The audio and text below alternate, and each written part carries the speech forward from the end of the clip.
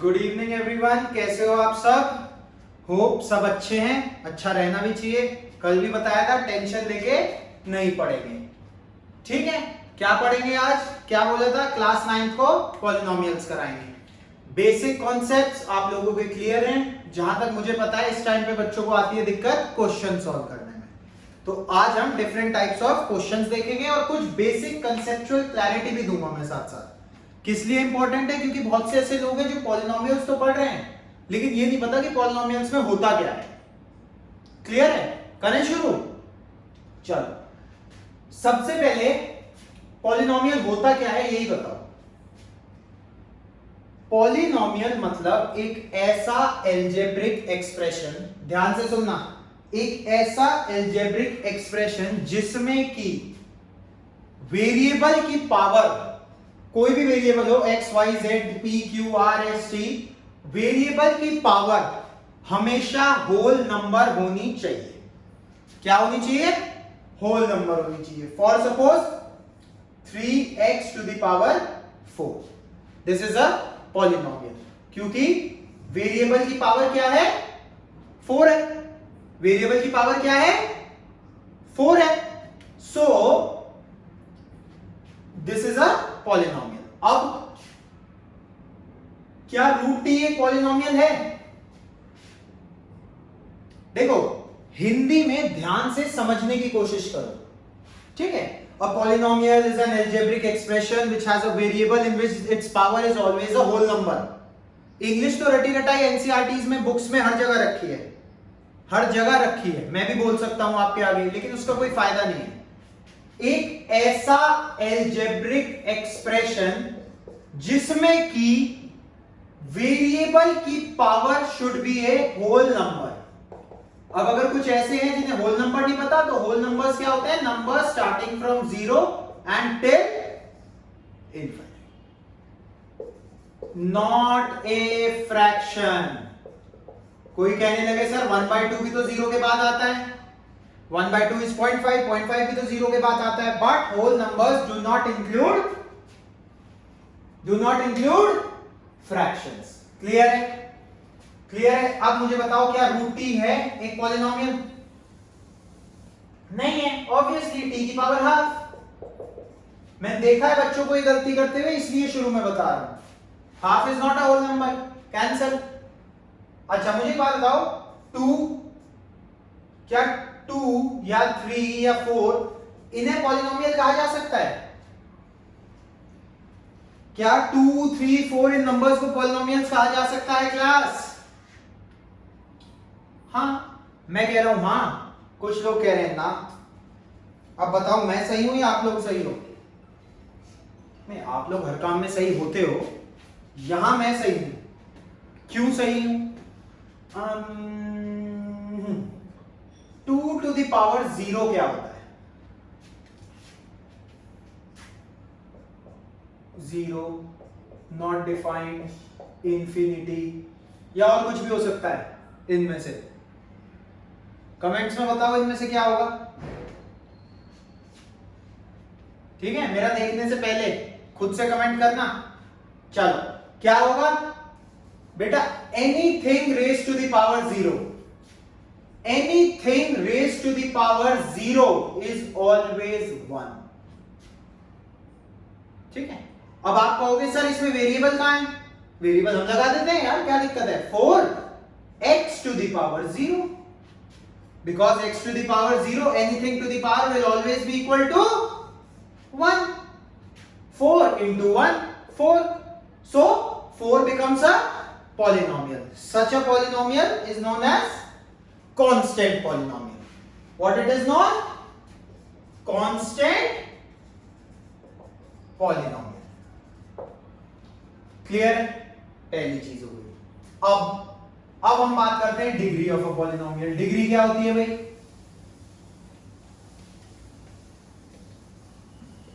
Degree of a polynomial का क्या मतलब है? Highest power of the polynomial, highest power of the polynomial, ये सब आपको पता है। हाईएस्ट पावर ऑफ पॉलिनोमियल, ये सब आपको पता है, इसे इतना कराने की जरूरत नहीं, ठीक है। नेक्स्ट हम आते हैं जीरोस ऑफ अ पॉलिनोमियल। देखो जीरोस क्या होते हैं, अब जीरोस ऑफ अ पॉलिनोमियल का क्या मतलब है बताओ। जीरोस ऑफ अ पॉलिनोमियल का क्या मतलब है? जीरोस ऑफ अ पॉलिनोमियल का बेसिकली मतलब है कि इस पॉलिनोमियल को, ये एक पॉलिनोमियल है, इसके जीरोस का मतलब है x की वो वैल्यूज जिसे हम अगर यहां पे पुट करें तो इस टोटल एक्सप्रेशन की वैल्यू बने 0।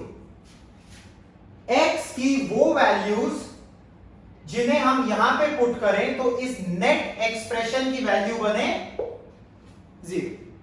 दी x की उन वैल्यूज को कहा जाएगा जीरोस ऑफ द पॉलिनोमियल।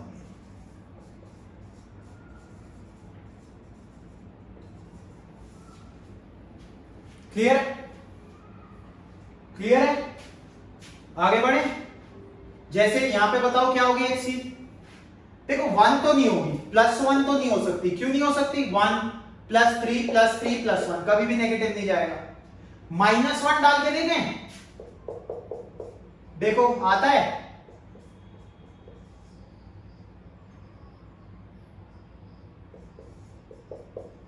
आ गया।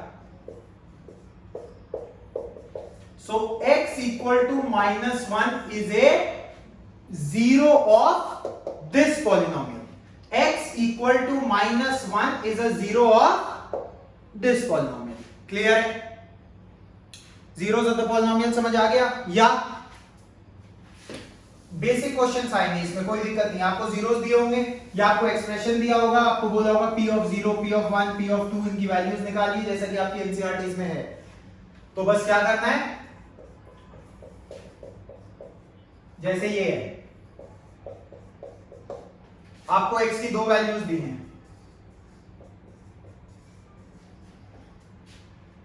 ठीक है। आपसे पूछा है बताइए इनमें से कौन सा नंबर, कौन सी x की वैल्यू है इसमें से जो इसको सेटिस्फाई करती है या जो इसकी 0 है। तो कैसे करेंगे? पहला क्या है, -1/√3, 3 इंटू -1/√3 होल स्क्वायर -1, 3 इंटू 1/3 -1, 1 -1 हो गया 0। So x equal to -1/√3 is a zero of this polynomial। इसके लिए आप लोग खुद चेक करेंगे और लिख देना भाई, बताना मुझे जीरो है या नहीं है, ठीक है। क्लियर हो रहा है सबको? अब मुझे बताओ रिमाइंडर थ्योरम क्या होती है। देखो ऐसे ही जल्दी जल्दी रिवाइज करना पड़ेगा, ठीक है, क्योंकि हाफ ईयरली जो है ऑलमोस्ट हर स्कूल में 15 सितंबर के अराउंड शुरू है और 30 तक है। तो उससे पहले अगर निपटाना है तो अब बस हमें रिवीजन शुरू करना पड़ेगा, ठीक है। क्लियर हो रहा है? अब सिर्फ हमें रिवीजन शुरू करना पड़ेगा। तो आगे बढ़ते हैं। रिमाइंडर थ्योरम क्या होती है? रिमाइंडर थ्योरम बताओ भाई। एक तो वही इंग्लिश में रट्टू तोते की तरह है सर, ये होती है, ये होती है, ये होती है, ये होती है, ऐसे नहीं करना। क्या होती है रिमाइंडर थ्योरम? एक तो बुकिश डेफिनेशन है, या तो मैं आपको वो बता दूं, बट वो तो आपको हर जगह मिल जाएगा, है ना।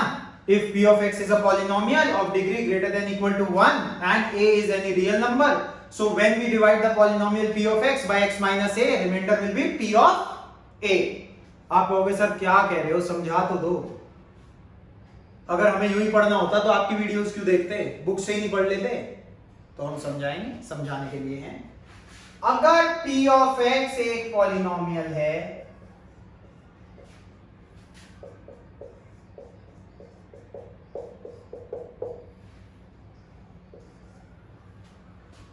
और a एक नंबर है,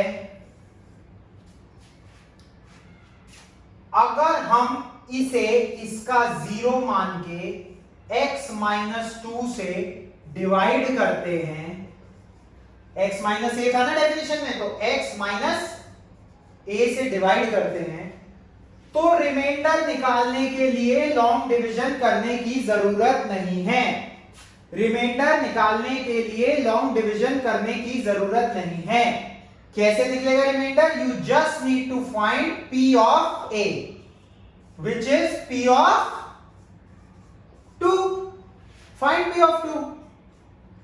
2 cube plus 3 into 2 square plus 3 into 2 plus 1. 2 का क्यूब तब कैलकुलेशन 8, 2 का स्क्वायर 4, 4 3 जा उससे भी मुश्किल, 3 2 जा +1. अब इन्हें ऐड करना बहुत बड़ा काम है, कैलकुलेटर निकाल लो आप लोग, मुझे भी कैलकुलेटर चाहिएगा, ठीक है. 12 plus 8 20 plus 6 26 और 1, this will be the remainder. ये कहती है रिमाइंडर थ्योरम. आपके यहां क्वेश्चन कैसे आएगा बताओ बच्चों? क्या -1/√3 क्या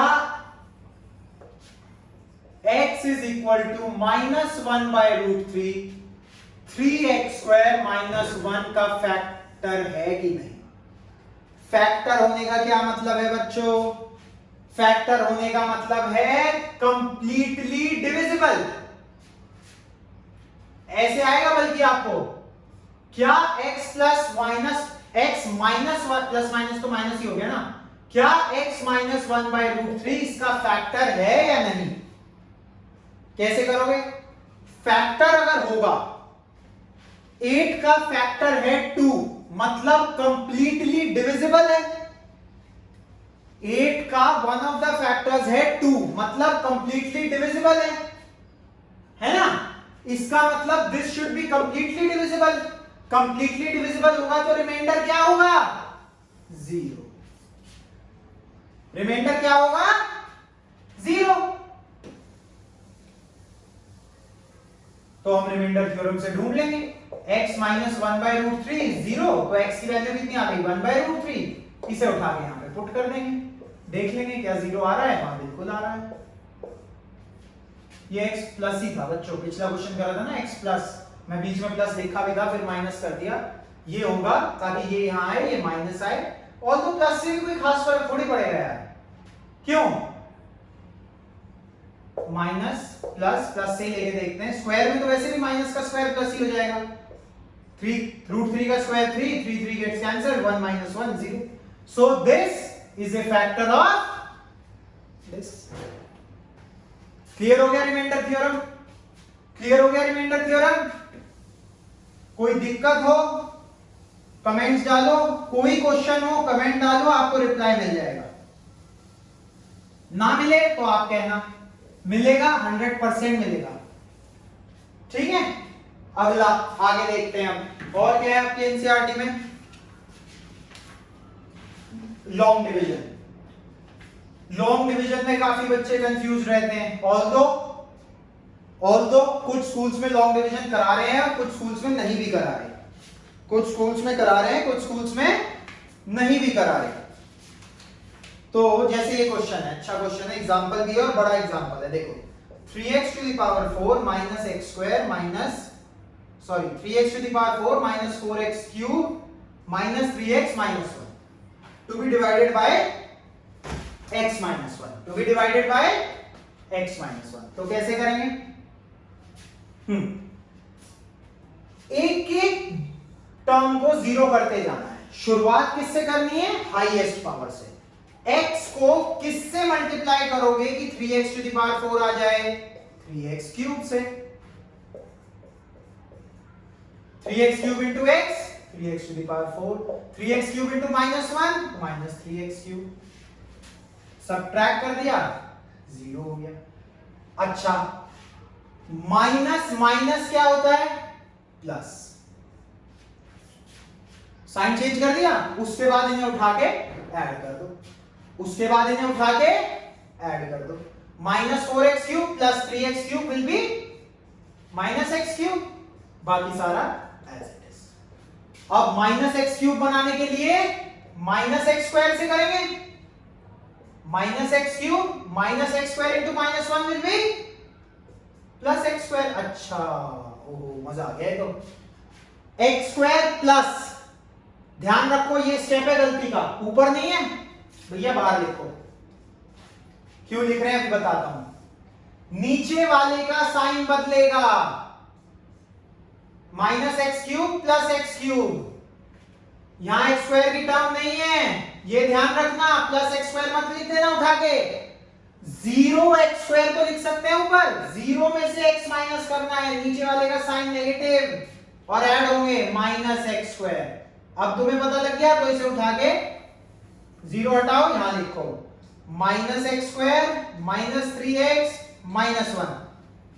आगे बताओ, माइनस एक्स से कर सकते हैं, minus x into x is minus x square, minus x into minus 1 plus x, फिर से sign change, add zero, minus minus होगा ना, साइन चेंज होगा नीचे वाले का और फिर ये ऐड होंगे minus 3x minus x minus 4x minus 1। अब बताओ माइनस 4 है ना। आप कहोगे यार सर ये तो आप ही कर देते, हमें तो आता ही है। आता है तो यार मेरी रिवीजन के लिए कर लो, है ना, मेरी रिवीजन के लिए देख लो। माइनस 4x प्लस, यहां क्या आएगा, माइनस 4x प्लस 4, साइन नीचे वाले का change, minus 1 minus 4 minus 5, this will be your minus 5 will be your reminder, minus 5 will be your reminder. ये था अपना, क्लियर हो गया होगा आपको, ठीक है, क्लियर है। या फॉर सपोज आपके पास क्वेश्चन आ गया कि आपको चेक, ये आ गया लॉन्ग डिवीजन समझ में, ये कुछ स्कूल्स में है कुछ में नहीं है, लेकिन करो करो, जिससे डर लग रहा है वो चीज तो जरूर करनी है, जो आती है वो करो, ना करो जिससे डर लग रहा है वो जरूर करो। ना आए स्कूल में कोई बात नहीं, तुम्हें आना चाहिए, ठीक है। अगला,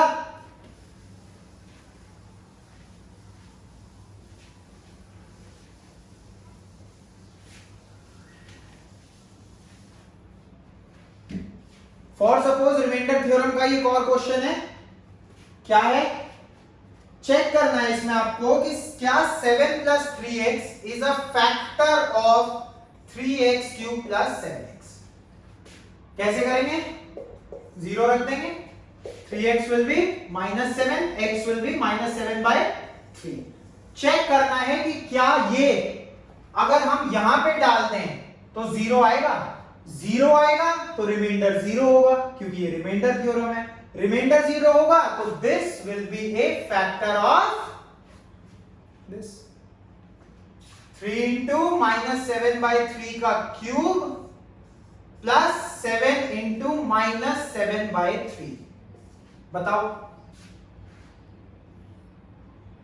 जीरो होता हुआ तो नहीं दिख रहा यार कहीं से भी, दिख रहा है 3 इंटू माइनस 7/3 का क्यूब, बताओ जीरो होता हुआ दिख जाएगा, बताओ देख के जीरो होता हुआ दिखेगा। करो, सॉल्व करो, 10 सेकंड दे रहा हूं, सॉल्व करो।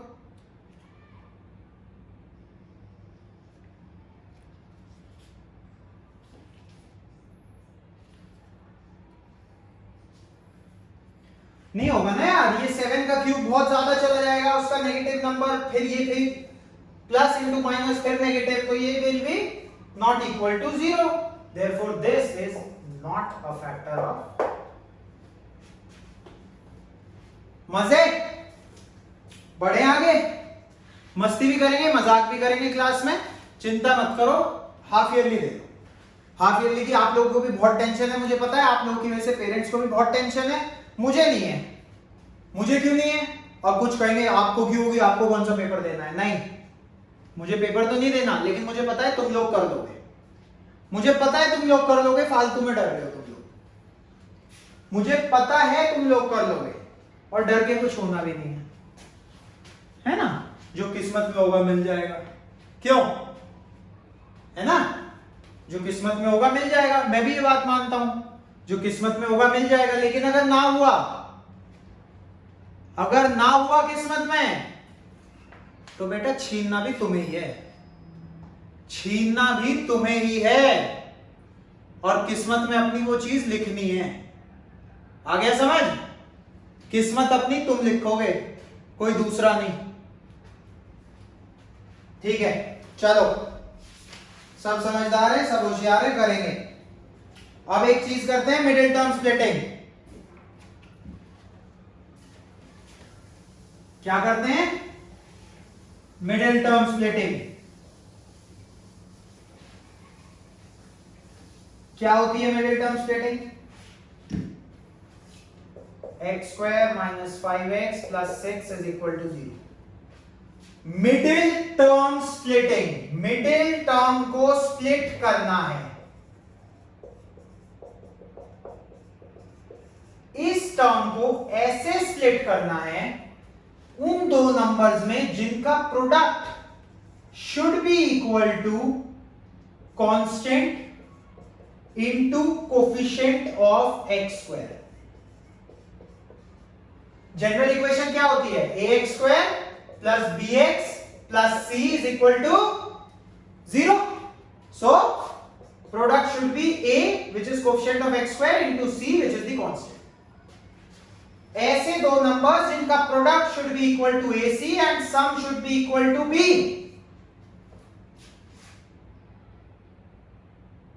ठीक है?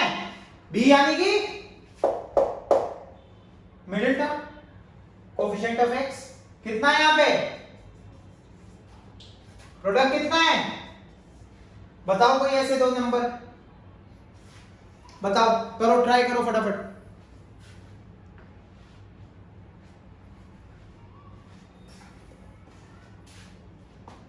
बताओ।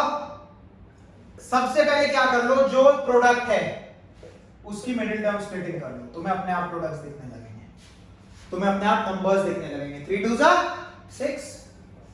अब चाहिए तो -5, कुछ कहेंगे 2 + 3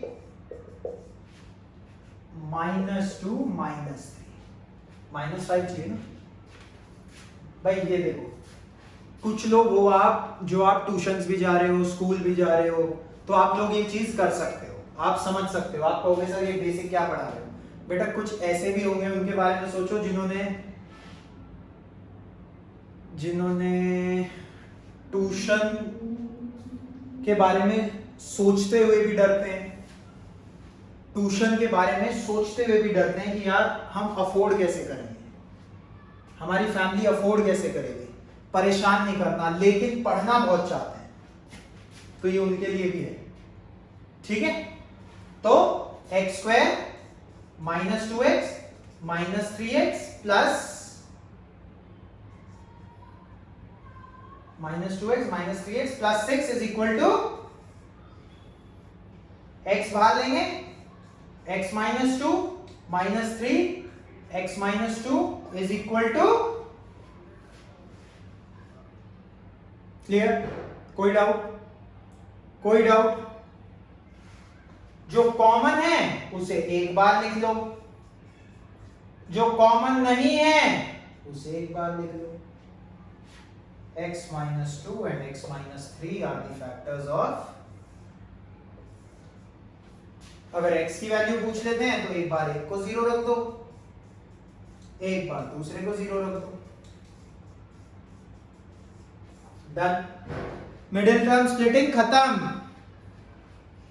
चाहो तो करके देख लो, मिडिल टर्म स्प्लिटिंग खत्म आपकी। बेसिक ये मत सोचो सर ने तो बेसिक सा क्वेश्चन करा दिया, कुछ भी कर दो तुम्हारी डन है।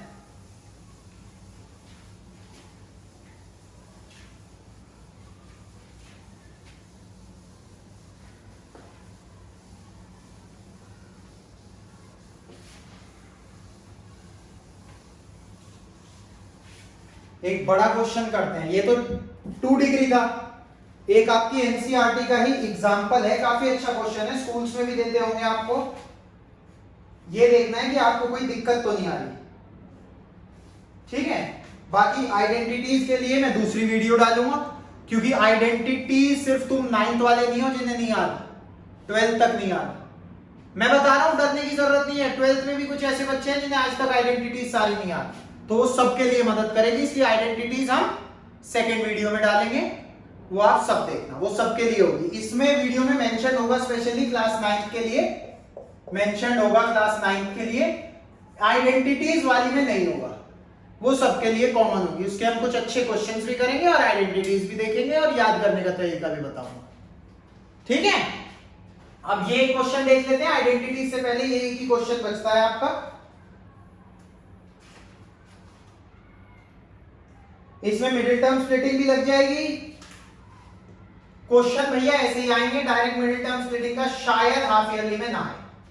फैक्टराइज करना है x cube minus 23 x square plus 142 x minus 120, ठीक है। अब भाई बच्चों इसमें क्या करना है, देखो बहुत ध्यान से देखना, इसमें मिडिल टर्म स्प्लिटिंग भी लगेगी और क्वेश्चन भी इसी तरीके का आएगा। आप कहोगे सर आपने तो स्क्वायर में सिखाया था, मिडिल टर्म को स्प्लिट कर दो, यहां तो 4 टर्म है, तो हम कैसे करें, देखो कैसे करना है। अपने दिमाग में मैक्सिमम क्वेश्चंस इनसे हो जाएंगे, मैक्सिमम क्वेश्चंस इनसे हो जाएंगे। क्या करना है, हिट एंड ट्रायल मेथड। सबसे पहले देखो क्या x इक्वल टू 1 इसे सेटिस्फाई कर रहा है, क्या x इक्वल टू 1 इसे सेटिस्फाई कर रहा है,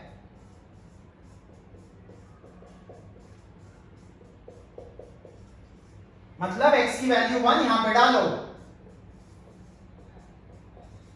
अरे वाह चांदी हो गई मुझे लग रहा है हमारी। 1 माइनस 23 142 माइनस 120 माइनस 22 प्लस 22 0 आए, शाबाश कर रहा है, मजे आ गए, पहले में ही कर लिया। तो x इक्वल टू 1 इसे सेटिस्फाई कर रहा है, मतलब इसका 0 है। अगर x इक्वल टू 1 इसका 0 है, इसका मतलब x माइनस 1 इसका फैक्टर है। x माइनस 1 इसका कैसे करा, 1 को इधर ले आए इक्वल टू 0, तो x माइनस 1 इसका फैक्टर है। फिर क्या करना है हमें, यहां तक समझ में आ गया ना भाई, सिंपल है, हिट एंड ट्रायल लगाया, एक फैक्टर निकाल दिया, मैक्सिमम डिग्री 3, तो कितनी रूट्स होंगी 3, कितने फैक्टर्स होंगे 3, x माइनस 1 एक मिल गया, फिर क्या करोगे, डिवाइड कर दोगे, ये इसका फैक्टर है, 1 इसे सेटिस्फाई कर रहा है, इसका मतलब इससे डिवाइड करके हमेशा रिमाइंडर 0 आएगा। अगर 0 नहीं आ रहा तो तुमने कुछ गड़बड़ करी है, करो डिवाइड, क्या आएगा ऊपर, x square x cube minus x square, 0 sign change add होगा, 0 नहीं लिखते, minus 22x 22 plus 22, this will be, minus होंगे ना ये तो कैंसिल ही हो जाएंगे,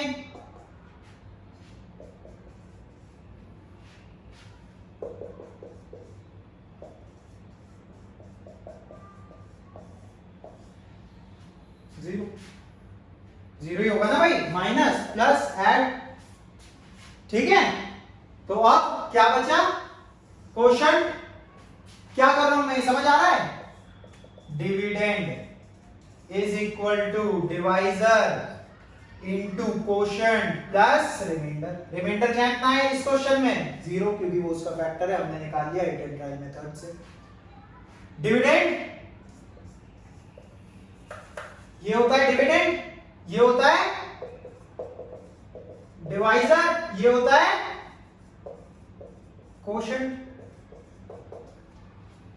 डिवाइजर पता है x माइनस 1, इसका एक फैक्टर आ गया, इसका एक फैक्टर, क्वोशंट हमारा अब आया है x स्क्वायर के टर्म्स में, तो इसका क्या कर लेंगे, क्या कर लेंगे, मिडिल टर्म स्प्लिट कर लेंगे इसकी, ताकि लीनियर में 3 फैक्टर्स आ जाएं। बताओ इसकी, x square minus 22x plus 120, clear है, एक्स स्क्वायर क्या बताया था, देखो ये मेथड बहुत इंपॉर्टेंट है, 120, 2 से करा 60, 2 से करा 30, 2 से करा 15, 2 से करा 3 से करा 5, 5 से करा 1, 2 into 60, 2 into 30, 2 into 15, 3 into 5, 5 into 1, कुछ चमक रहा है, हाँ मुझे चमक गया, देखो 5 2 जा 10, 3 2 6, 2 12, 12 और 10, प्रोडक्ट क्या चाहिए था 120, 12 into 10 is 120, minus 12 minus 10 is minus 22, तो x minus 1 यहां ब्रैकेट में x square minus 12x minus 10x plus 120, x minus 1 x square minus x x बाहर कॉमन लेंगे, अंदर बचेगा x minus 12, फिर minus 10 कॉमन लेंगे, अंदर फिर बचेगा x minus 12। जो कॉमन है उसे एक बार लिख लेंगे, x minus 1 x minus 12 x minus 10। जो कॉमन है उसे एक बार लिख लिया, जो नहीं है उसे एक बार लिख लिया। These are the factors of, कितने आए 3 आए। हमें वैसे ही पता था हाईएस्ट डिग्री 3 है तो 3 ही आने। आप लोग सब क्वेश्चंस कर लोगे, डरना नहीं है। इस तरीके के क्वेश्चन से डरना नहीं है, इस तरीके के क्वेश्चन से डरना नहीं है। सब आता है आप लोगों को, सब आता है। ट्राई करो, क्वेश्चंस नहीं आ रहे या कोई पर्टिकुलर दिक्कत आ रही है तो प्लीज कमेंट डालो, आपको रिप्लाई मिलेगा। जितना जल्दी पॉसिबल हो सकेगा उतना जल्दी मिलेगा। अगली वीडियो बनाएंगे आइडेंटिटीज पे, बहुत जल्द आपको मिल जाएगी। तब तक आप लोग पॉलिनोमियल्स खत्म कर दो, आइडेंटिटीज से पहले वाला पार्ट। ये आप सबको क्लियर हो गया होगा। सबसे पहले हिट एंड ट्रायल मेथड से एक जीरो निकाला, उसे फैक्टर में कन्वर्ट करा, फैक्टर से डिवाइड करा, डिवाइड करके रिमाइंडर 0 आएगा क्योंकि ये इसका फैक्टर है। उसके बाद क्वोशंट निकाला लॉन्ग डिवीजन से। अच्छा, इस तरीके के क्वेश्चन आएंगे तो लॉन्ग डिवीजन वैसे ही इंपॉर्टेंट हो जाता है। यहां से क्या निकाला हमने, क्वोशंट निकाला, क्वोशंट की मिडिल टर्म स्प्लिटिंग कर दी। मिडिल टर्म स्प्लिटिंग के लिए हमेशा जो प्रोडक्ट होना चाहिए, प्रोडक्ट क्या होना चाहिए, AC, A कितना है यहाँ पे 1, C कितना है 120, तो 120 का प्राइम फैक्टराइजेशन कर लिया। ठीक है, मिलते हैं नेक्स्ट वीडियो में आइडेंटिटीज ऑफ पॉलिनोमियल्स के साथ। All the best.